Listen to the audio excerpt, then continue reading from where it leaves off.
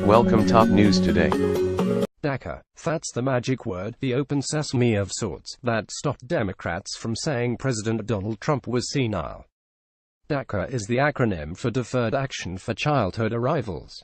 The DACA program is Barack Obama's grant of education, food stamps, health care, a shot at a job and a reprieve from deportation for the youthful alien among us. Or for the older illegal immigrant who still has that certain impish je ne sais quoi and can pass for a younger lawbreaker. Trump said DACA, and he said it with love, at a well-staged, bipartisan immigration bill roundtable. CNN's billing, Trump vowed to pass a bipartisan bill of love if we do this properly. DACA, you're not so far away from comprehensive immigration reform. And if you want to take it that further step, he'll take the heat. I don't care. I don't care, you'll take all the heat you want to give me, and it'll take the heat off both the Democrats and the Republicans. My whole life has been heat. Laughter. I like heat in a certain way. But I will. We're going to come up with DACA. We're going to do DACA, and then we can start immediately on the phase 2, which would be comprehensive.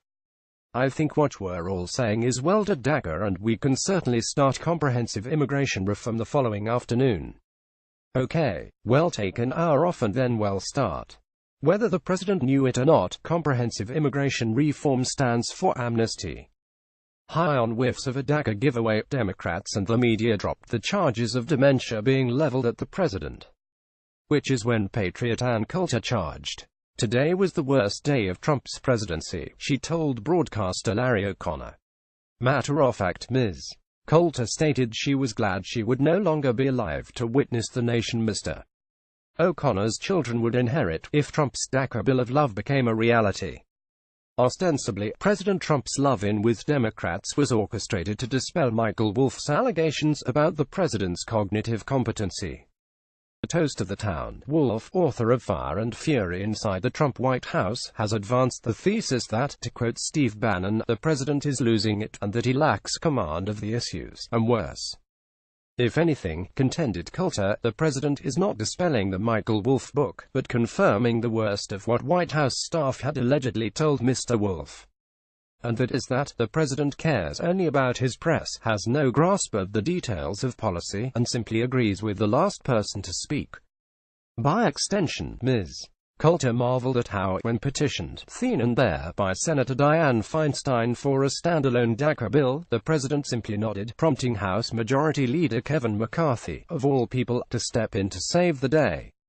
McCarthy, a liberal Republican, had to clarify for the president what he was, in fact, acquiescing to, and what Feinstein was demanding: an amnesty bill absent any border security provisions. If the president aimed, in this gathering, to convince the viewing public that he was not mentally unstable, observed Coulter, he achieved the opposite. Not only was Trump not in command of the most basic immigration details, but he agreed with what anyone said, second to second. You had completely different proposals being floated, Tom Cotton's on the one hand, Democratic Senators Dick Durbin and Dianne Feinstein on the other, only to have Trump second them all. When asked whether she thought Trump was betraying the base, Ms. Coulter conceded that, it's a slow train coming, but this indeed was the case. This is a disaster, she repeated to the incredulous Fox Business host Lou Dobbs, where she restated what bears repeating: the president had, if anything, lent validation for the Wolff theory of incompetence, what with his jumping around and abandoning his base. His only hope, implored Ms. Coulter, was to put the pedal to the metal, fulfill his promises, end chain migration and deport these dreamers, who should go before the MS-13 gangsters. Dreamers, averred Ms. Coulter, are the Antifa of the illegal community. They're just a Mexican Antifa. They're the worst of the illegals, no doubt. Dreamers vote MS-13 don't. Ms. Coulter further derided the president for assembling an administration in which his son-in-law, daughter, and half of Goldman Sachs carried the day. The presidency has become a family affair, she asserted. Who can argue with the fact that none of us deplorables voted for La Familia, for their investment bankers and for the latter's patronage nexus?